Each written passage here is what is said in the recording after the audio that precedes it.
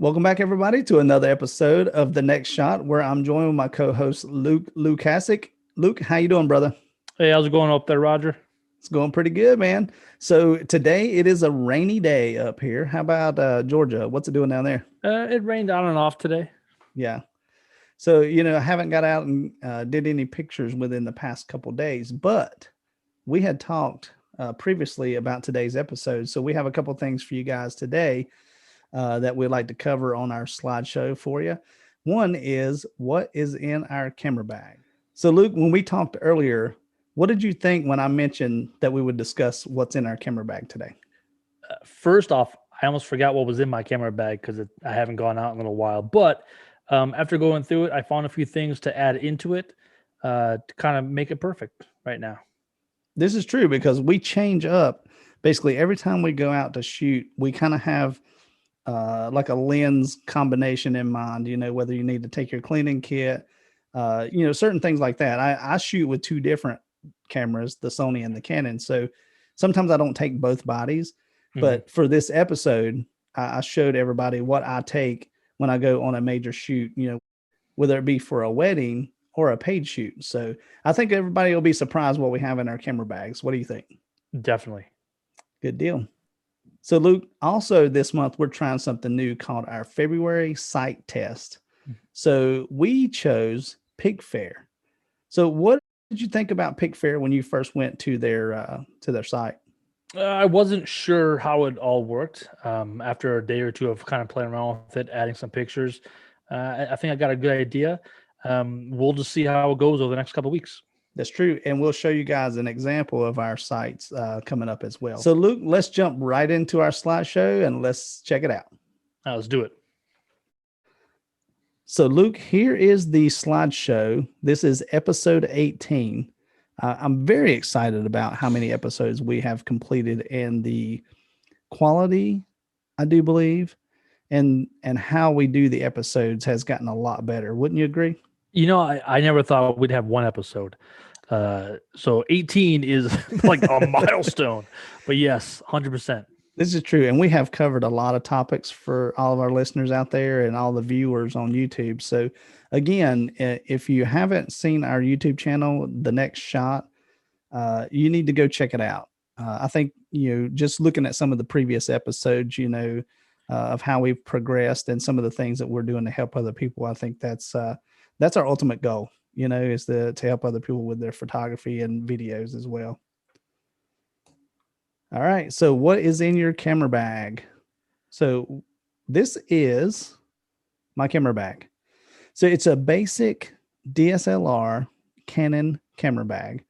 It has multiple pockets, the double latches on the front, and it also has a shoulder strap that I did not include in this picture, but I usually have the shoulder strap if I have everything packed in it like I do today. So inside the bag, this is kind of what it looks like. Top left is my Canon T1i. Bottom right is the Sony A6000 with the zoom lens. Now, I do have a list of some of the stuff I have in this bag. So just looking at this bag, Luke, how many items do you think I have in that bag? We'll go for 8. About 25. Lies. Nope.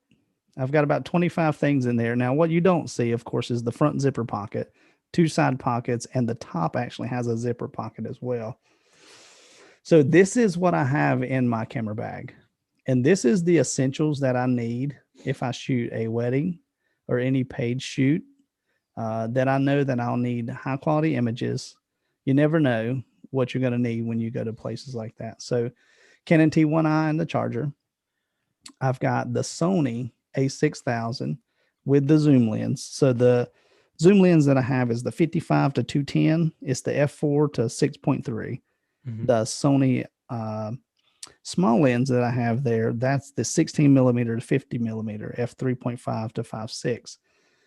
Now, the 3 Canon lenses that I have is the 50 millimeter f1.8. So you need stuff like that if you want a little bit of the bokeh, the fall off, you're shooting in low light situations, that 50 millimeter does really well. The 18 to 55, which is the one in the middle there, that's the basic lens, the kit lens that comes with the T1i. And then the 10 to 20 millimeter there, that's a Sigma, the one I have laying down. That's the one I usually keep on the body. So over to the right there, keeping some memory cards. I've got like a 2, a 4, and a 64 gig card, just in case. You never know if you just need something to throw in the camera as a backup. You never know when you're going to run out of space, or if you're shooting a lot of video, you need the 64 at least, with a class 10, so that it'll write to it without buffering. I've got a little jump drive there just in case I need to throw something in the computer, download it, and take it with me or something. Over to the left in the middle there, there's a little filter case. So in that filter, it's a like a combo kit, almost the way you bought your extension tubes, but it's a circular polarizer for a 58 millimeter round, which goes on the 18 to 55, and then also has a UV filter in there. It's a backup, just to help protect the lens if nothing else, And then there's a 52 to 58 millimeter adapter ring. So if you want to use those polarizers or the UV filters on a 52 millimeter lens, you can actually do that. It actually downsteps it, but it's good to just throw in the camera bag, Yeah. Another thing I have is that little light that I have there in the middle. You can barely see it, but it's a little LED light for like small videos, or if you want to do some macro stuff, it's pretty good for that. The little plug-in thing is a square chip or debit card reader. Yeah. So you can yeah. So if I've got the app on my phone, so if somebody wants to do a little portrait shoot and they don't have cash, I'll just say, hey, just swipe your card, and then I've got the satchel there that has one of the microphones, the lapel mics in it, and I have the one over to the right as well. Of course, my face mask, that's the one I take to work. It's one I usually keep in my camera bag as well. Also have the little lightning. You can barely see it with this edit that I did for black and white, but it's a lightning to headphone jack, which helps out whenever I do video on my phone or something, and I want to try to hear it back, make sure I got good audio with the lapel mics for some commercial stuff. Also have the Bluetooth wireless trigger there that does the camera and the video start and stop, so you don't have to actually touch the phone, or if you've got anything that runs off Bluetooth. And of course the cell phone mount with the cold shoes. It's got 2 cold shoes on it for the light, or if I want to use a wireless mic setup. The tripod that I have on the bottom there, the DigiPower, it actually has a Bluetooth built into it. Nice. And it also has a ball head, which I like. So the Canon T1i will actually sit on there comfortably with the 10 to 20 millimeter lens, so you can do some vlogging stuff if you want. And then also the Sony is pretty lightweight too, but I've had it on there as well. But I mainly use it with that cell phone mount that's right above it there. Just in case, I do some handheld stuff, because the iPhone has great stabilization. It's just trying to get to the lower angles, instead of holding 2 hands on it, you just grab that thing and change the ball head to where you can get real low to the ground, Yeah. So I thought that was pretty cool. So that's what I have in my camera bag. Well, that's definitely more than the 8 that I thought you had in there.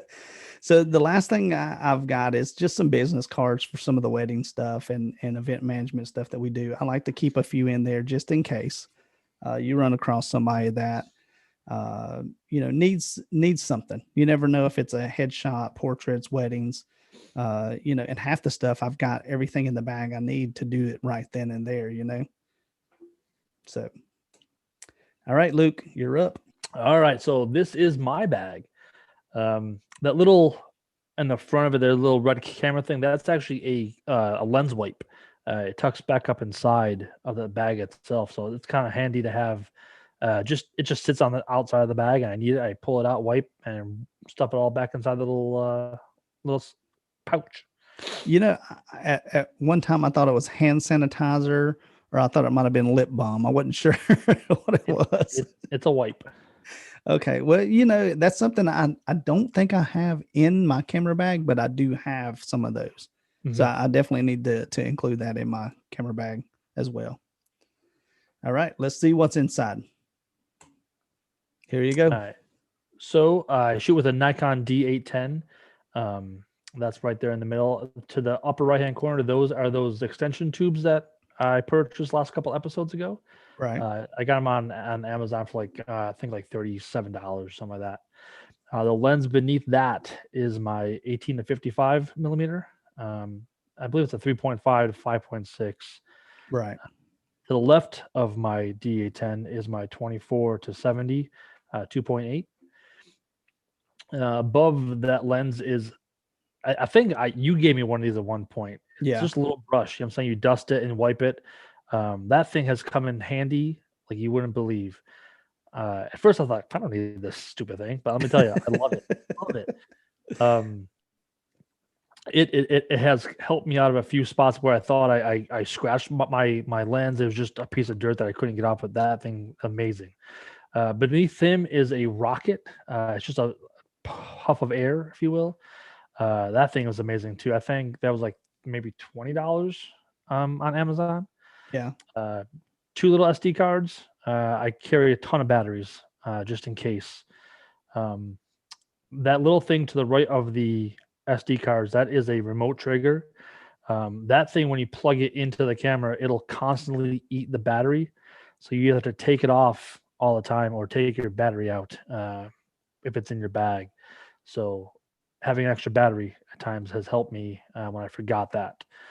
Um, and that book, actually, that's new to the bag. Just this Christmas, I got as a gift. And let me tell you, it's when I go out and I shoot and I think of something, or I write a note down on a piece of paper, I stuff it in my bag, and I lose the paper. It infuriates me. So I'm gonna start writing my little notes down as I go throughout the day. Places I see, places I pass, just little ideas, little pictures in my head. You know what I'm saying? Just so I can go back and refer back to those notes. This is true. Um, I didn't think about having something like that in my camera bag, but I think I take notes on my phone, but mhm. I don't think I go back and look at them as if like I had a book, like a hard copy. It would be a whole lot easier to thumb through. Plus, let's just say 20 years from now, our kids decide to get into photography. Having a little photo journal, can you imagine going back to a place that somebody left you 20 years ago and they took a picture there and you go back and it's similar or it's completely different, you know what I Yeah, mean? So yeah, that's a 100%. pretty good idea. Yeah. And beneath that are my filters. It's just like an ND4 filter, a polarizing filter, and a UV filter that I typically just usually have on the end of my 24 to 70 just to kind of protect the end glass, Right. many nicks or scratches or dust like that. So that is my bag. Very good. And the ND filters we haven't really got into and the circular polarizers and stuff, but you know, I don't shoot enough with it to have images to say, it did a spectacular Mhm. job. But I see a lot of people posting shots with the ND filter and the circular polarizer. So maybe that's something we should do as a challenge to do before and afters, either with it or to show the difference between the two images and not Definitely. change any settings. Does that make sense? Other than, Okay. Yeah. like ND filter, you'll have to change the amount of shutter speed. Of Mhm. course, if you're trying to shoot a waterfall and you want to slow it down, it'll have to change. But the circular polarizer I've used a few times and it does a really good job with water and clouds in my perspective, I guess I should say, my opinion. It does really good with those two things. But other than that, you don't see a huge difference. So maybe that's a challenge that we'll do in the future for everybody listening out there. So, all right, Luke, thanks for Definitely. sharing what's Definitely. in the camera bag. All right. February site test. So I ran across this Facebook ad for Picfair. It looked kind of neat, and it's one of the sponsored ad that pops up when you're just scrolling through your phone. Mhm. So I go to their website and I see uh, very nice layouts, very easy to sign up, and it's something that a lot of people don't think. It's kind of like, to me, it's like stock photography.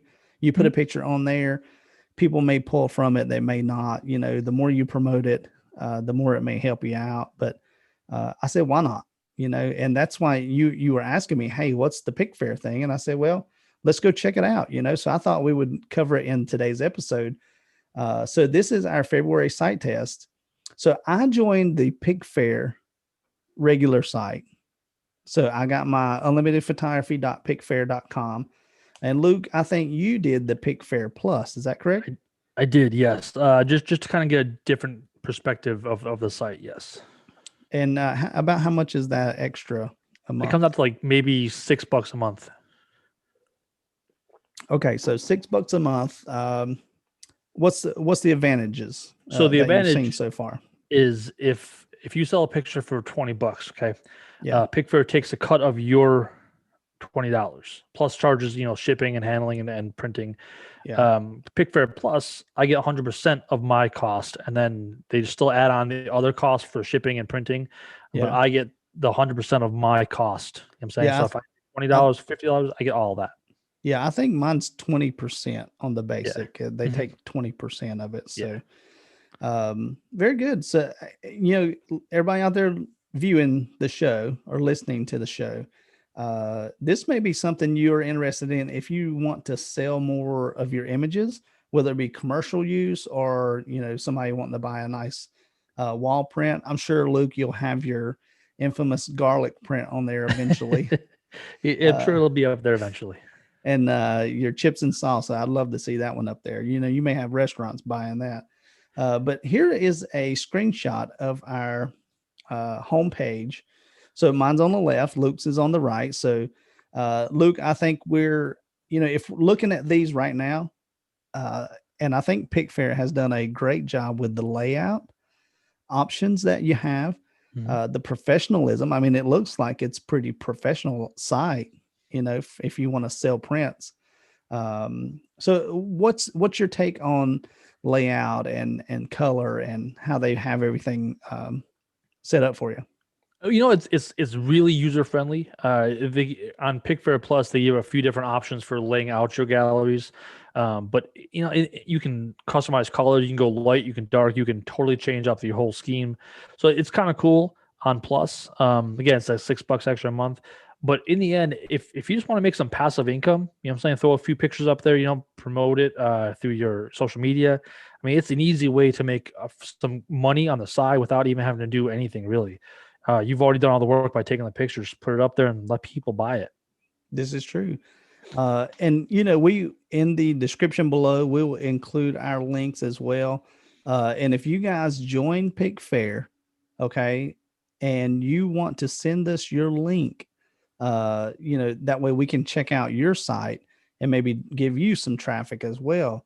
And we may can feature you on a future episode, and we'll pop a screen share or we'll share your gallery with everybody that's viewing our show. How's that?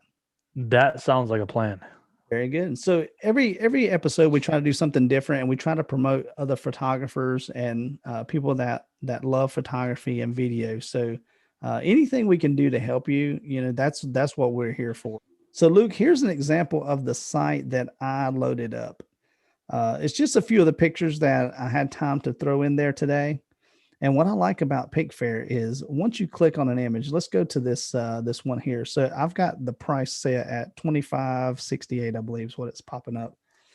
But when you go in there, you can actually see the image enlarged, and it actually tells you the license assignment and moderations in progress, because it says it takes about a day for it to get into a commercial use type thing where people can actually go in and purchase it. Yeah. Let's go into one that I loaded up of my trees.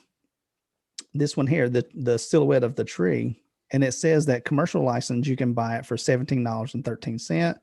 Or you can go in and choose framed prints and canvases, which I thought was pretty cool too. So not only do you get to sell it to people that may do covers of magazines, or you can also sell it to individuals that want to purchase a print or a canvas, and they do, like I say, they do all the work as far as the printing and the shipping, which I thought was pretty cool. Let's go to your site. So Luke, this is your site. Kind of give us an idea of how you set it up and what are some of the things you like about it. Well, I went for the square images, just kind of make everything uniform. I had like yours it was staggered a little bit, but I decided to try this just to give it a new look, because I don't typically do this, but there's the garlic. There's the garlic. Yeah. I also went with a light display as opposed to my dark theme that I always do. So I'm just trying different things Right. here on Picfair, just totally going against my normal flow of traffic.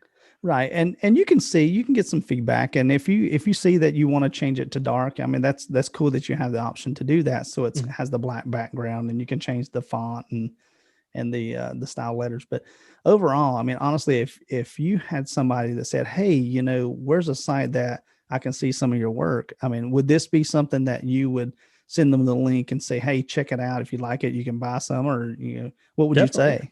Yeah, I mean, between here or our Instagrams, I'm saying, but this is an easy place to kind of go get your, some current images. You know what I'm saying? Yeah. Where they can't purchase it off, an Instagram, but they could purchase off your site or here. Right. It's definitely an easier process to get somebody to some exposure for yourself. Yeah, and I noticed they have a link down here too. So look at this. How did that happen? So Luke's Lens Photography has a link from Picfair. So now I can go into your site after seeing your work. Look at this. What?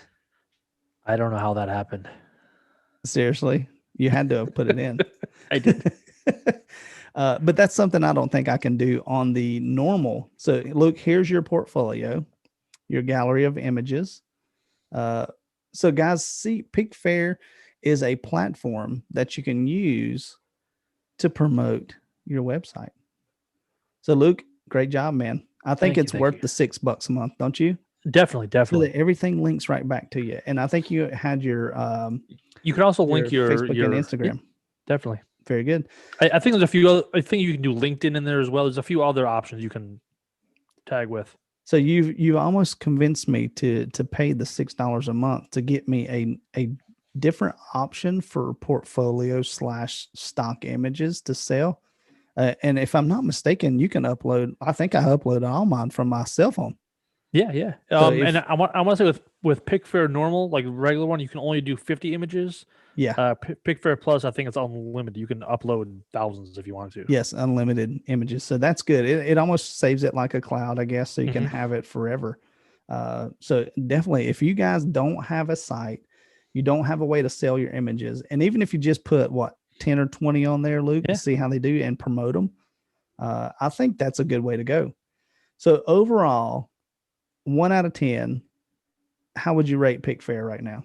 I would say 10 out of 10 if you definitely don't want to invest in, say, a website or any other form of selling. I'm saying Picfair is the way to go. Just right out of the gate, just from the beginning. You know what I'm saying? It's an easy, cheap way for you to have your own website at $6 a month, Right. And we are not sponsored by Picfair, just to let everybody know. But if Picfair would like us to have them as a sponsor, or they want to sponsor this show, we'll be glad to communicate with anybody from there. So Luke, you remember on our last episode when we were discussing Peter McKinnon? Who? Your man crush? Yes, my man crush. Okay, so Peter McKinnon appreciation episode, guys, is coming up. I think Luke and I have decided that episode 20 is going to be the most epic episode that we've done based on inspiration for the past year, I would say. Yeah. 6 months to a year. And every video I watch, I try to make sure I do the thumbs up, and that we've subscribed to the YouTube channel. And here's the thing. We were just discussing his latest video that he posted on YouTube, and for us to have that communication, so we both understand how passionate he is about the work that he does and how that inspires us to go out and shoot and do things. I think he deserves an appreciation show, don't you? 100%. To be honest, guys, if you haven't checked out Peter McKinnon, he's from Canada, and nothing wrong with that. They just do things a little different there. I think he's a little more laid back than most photographers that I've ever seen. And he shoots a lot of videos. So that's kind of what our show is about, photos and video. And it kind of helps inspire Luke and myself to go out and do more and be better at the things that we see him do. So Luke, give me a little bit of feedback. I know I'm talking quite a bit, but tell me what Peter McKinnon means to you. Well, I'll say I came across him probably maybe 2 years ago, maybe a little bit more. But the one video that stuck out in my head was he was on his little board. He was just trying to go around through town where he was, talk about past jobs that he had and how they sucked ass, and it just kind of put him on the path to where he is now. And it struck me. It's still in my head. I don't know if it's still up on his site anymore, but that's the one video that I was like, damn, I gotta watch this guy now, because he kind of put me in his spot. I'm saying he put me where I was at some point, where I just hated my job. I just I gotta do something else, and just him talking about it. Well, it's like, damn, if he can do it, I can do it. So Yeah, that's where I was.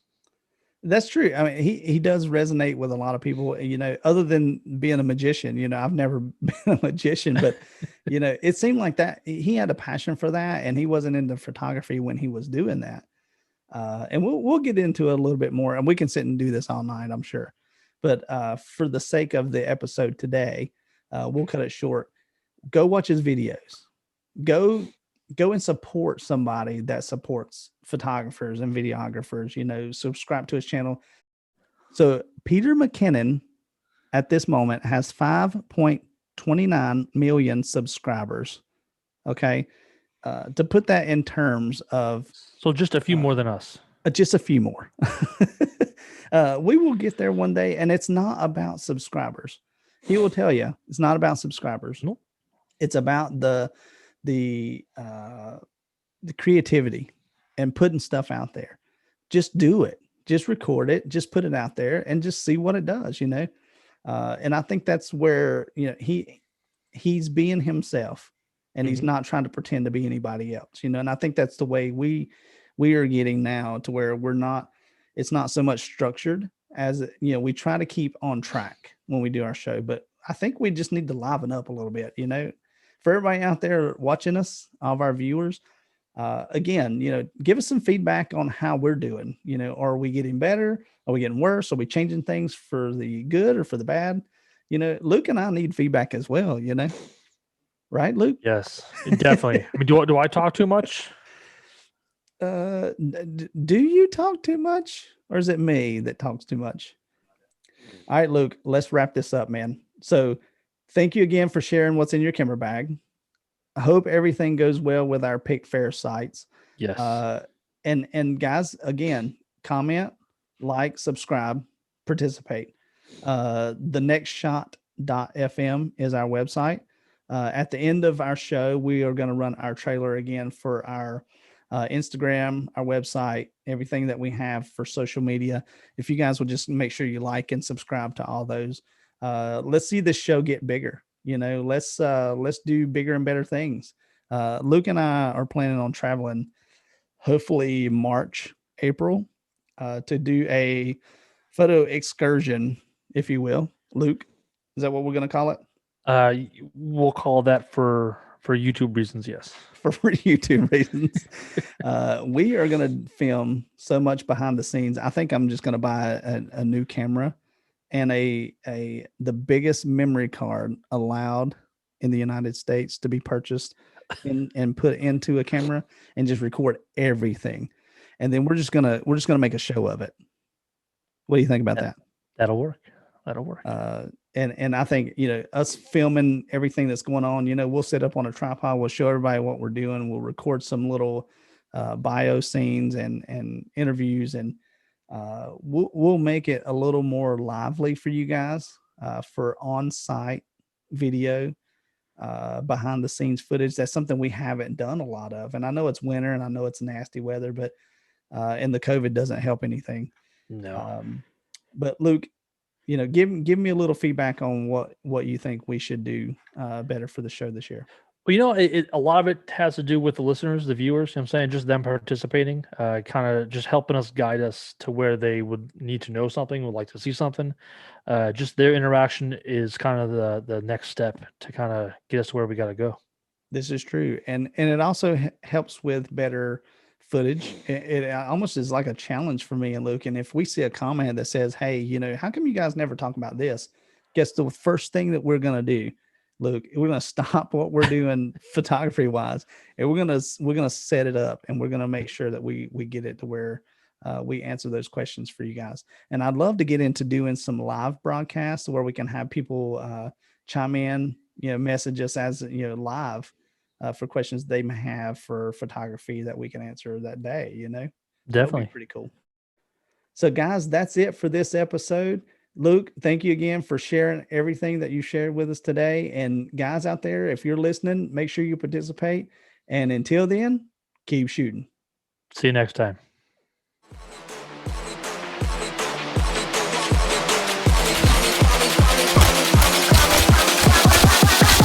While me do my two-step.